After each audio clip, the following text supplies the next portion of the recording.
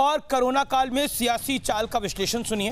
PM Modi को घेरने के लिए सोनिया गांधी ने फिर बनाया विपक्ष का मोर्चा, लेकिन विपक्षी मोर्चे से सपा बसपा नदारद दिखे, आम आदमी पार्टी भी गायब दिखी। 22 दलों के साथ लाकर मोदी सरकार पर सोनिया गांधी ने ताबड़तोड़ हमला किया। सोनिया गांधी बोली, लॉकडाउन से निकलने के लिए मोदी सरकार के पास कोई नीति नहीं है, जीरो नीति के साथ काम कर रही है ये सरकार। उत्तर प्रदेश और राजस्थान के बीच डीजल के पैसे पर छिड़ा महासंग्राम। एक तरफ सेवा भाव है, दूसरी तरफ पैसा भी चाहिए, तो हम कह सकते हैं ना माया मिली न राम, दोनों नहीं मिले। कोरोना काल को सरकार के खिलाफ मौके की तरह देख रहा है विपक्ष। क्या महामारी पर सियासी दलों को अपना अपना स्वार्थ भारी पड़ेगा, चाहे वो बीजेपी हो चाहे वो कांग्रेस हो? मेरे साथ बात करने के लिए आज एक अनोखा पैनल है। एक तरफ टीम बीजेपी है तो दूसरी तरफ टीम कांग्रेस है। टीम कांग्रेस से मेरे साथ प्रताप सिंह है, परिवहन मंत्री राजस्थान के, और कांग्रेस के वरिष्ठ प्रवक्ता पवन खेड़ा जी हैं। मेरे साथ टीम बीजेपी से मौजूद हैं मेंबर ऑफ पार्लियामेंट और बीजेपी के कद्दावर प्रवक्ता डॉक्टर सुधांशु त्रिवेदी। अशोक कटारिया मेरे साथ मौजूद है जो कि परिवहन मंत्री हैं उत्तर प्रदेश के। मुझे उम्मीद है कि आज की बहस में हम एक निष्कर्ष करके निकलेंगे और बस पर अब बस हो जाएगी। बीजेपी का दावा क्या है, कांग्रेस का दावा क्या है, दोनों की बात करेंगे। सबसे पहले मैं आपसे शुरू करता हूं, कटारिया साहब। कटारिया साहब, अगर कांग्रेस के शासन ने पैसे मांग भी लिए, रिमाइंडर भेज भी दिया, तो आपको इतना तूफान खड़ा करने की आवश्यकता क्यों पड़ी?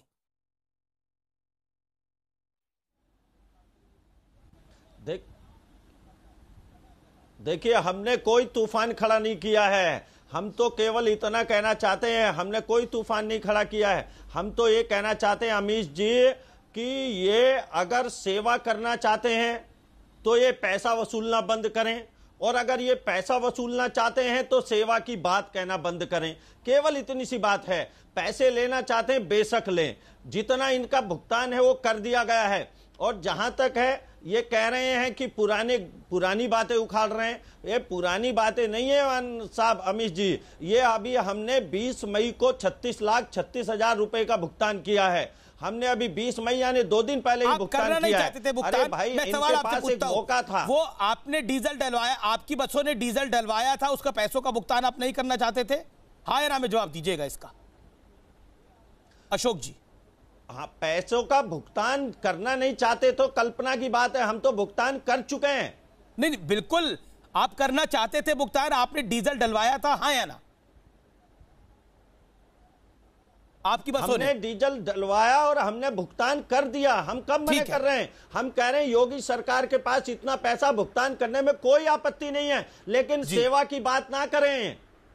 सेवा की बात ना करें, उसका मेवा भी ना खाए, वो मेवा आपको मिलना चाहिए। आपकी परेशानी ये है। चलिए, मैं समझ गया आपकी परेशानी क्या है। हमारा ये कहना है कि जी, हमने कहा ये जो सेवा की बात कर रहे हैं तरीका ठीक नहीं है इनका। ठीक है, हमने डीजल डलवाया, डीजल का 5 मई को भुगतान कर दिया, और हमने जो 94 बसों की हमें जरूरत थी एक्स्ट्रा अतिरिक्त, उनका हमने भुगतान कर दिया 36 लाख रुपए। जी।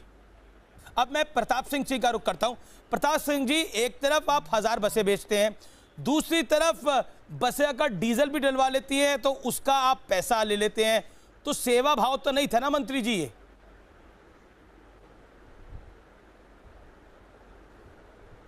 देखिए अमीश जी, मैं आपको बताना चाहता हूं कि आप ये मानकर चलिए, राजस्थान एक ऐसा पहला राज्य है जो मजदूरों को फ्री में उत्तर प्रदेश पहुंचाता है, मध्य प्रदेश पहुंचाता है, और सब जगह मजदूरों को लेकर जा रहा है। और उत्तर प्रदेश में भी हमने 2 करोड़ 6 लाख रुपए खर्च करके श्रमिक बसों से मजदूरों को पहुंचाया है। जो कोटा के स्टूडेंट की बात हो रही है वो इसलिए हो रही है कि उत्तर प्रदेश की सरकार ने ये कहा कि कोटा में हमारा स्टूडेंट है। हमने ही उत्तर प्रदेश की सरकार से बात की, जो पूरे देश के स्टूडेंट वहां पर है, हम हमारी बसें लेकर आएंगे और कोटा के स्टूडेंट को लेकर जाएंगे। हमने इनसे किसी बस का फिटनेस नहीं पूछा, लाइसेंस नहीं पूछा, ये बसें लेकर आए। और रात को इनके एमडी ने हमारे राजस्थान परिवहन निगम के एमडी को फोन करके कहा कि हमें बसों में डीजल की जरूरत है, और उसी वक्त एमडी ने खड़े रहकर सारी बसों में डीजल डलाया। फिर इन्होंने कहा हमें 94 बसें चाहिए, वो 94 बसें भी उपलब्ध करा दी। बच्चे हमारे भी हैं, इनके भी, दोनों के हैं, वो कोटा में पढ़ते हैं, वो यहाँ से चले गए। उसके बाद बच्चों के तो पैसे लिए ना आपने, प्रताप सिंह जी। एक तरफ आप 1000 बसें बेच रहे हैं, दूसरी तरफ आप बच्चों के लिए पैसे ले रहे हैं, तो आपने भी तो आपने सेवा के बदले मेवा भी तो लेने की कोशिश करी और ले भी लिया। 27 अप्रैल को नहीं नहीं, हमें मेवा नहीं चाहिए। इनके दर्द उस दिन शुरू हो गया जिस दिन प्रियंका गांधी जी बसें लेकर पहुंची और योगी आदित्यनाथ जी ने कहा मैं अनुमति दे दूंगा, तभी तो वो बसें लेकर गई। अब ये बच्चों का मामला इसलिए लाए, 27 अप्रैल को ये लेटर लिखते हैं, कहते हैं ये रहा लेटर कि आप पूरा बिल भेजिए, जो डीजल का पैसा था उसका बिल भेजिए।